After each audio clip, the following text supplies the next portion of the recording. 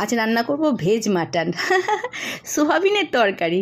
প্রথমে কড়ার মধ্যে তেল দিয়ে দিলাম, তারপরে তেজপাতা দিয়ে সাদা জিরে ফোড়ন দিলাম, চৌকো চৌকো করে আলু কেটে রেখেছি সেটা দিয়ে দিলাম, নুন আর হলুদ দিয়ে একটু ঢাকা দিয়ে ভেজে নিচ্ছি।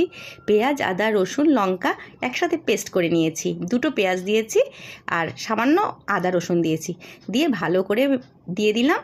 মশলাটা দিয়ে দিচ্ছি আর তার মধ্যে দিয়ে দিচ্ছি সোয়াবিনটা, আর দিয়ে দিচ্ছি ধনে, জিরে, শুকনো লঙ্কার গুঁড়ো, কাশ্মীরি রেড চিলি আর একটা টমেটো, আর একটা ছোট ডিমকেও ভেঙে ফাটিয়ে দিয়েছি, আর ভালো করে কষিয়ে নিয়েছি। গরম জল দিয়ে দিচ্ছি আর একটু গরম মশলা ছড়িয়ে সার্ভ করে নিচ্ছি ভাত বা রুটির সাথে। আজ রান্না করব ভেজ মাটন সোয়াবিনের তরকারি। প্রথমে কড়ার মধ্যে তেল দিয়ে দিলাম, তারপরে তেজপাতা দিয়ে সাদা জিরে ফোড়ন দিলাম, চৌকো চৌকো করে আলু কেটে রেখেছি সেটা দিয়ে দিলাম, নুন আর হলুদ দিয়ে একটু ঢাকা দিয়ে ভেজে নিচ্ছি। পেঁয়াজ, আদা, রসুন, লঙ্কা একসাথে পেস্ট করে নিয়েছি।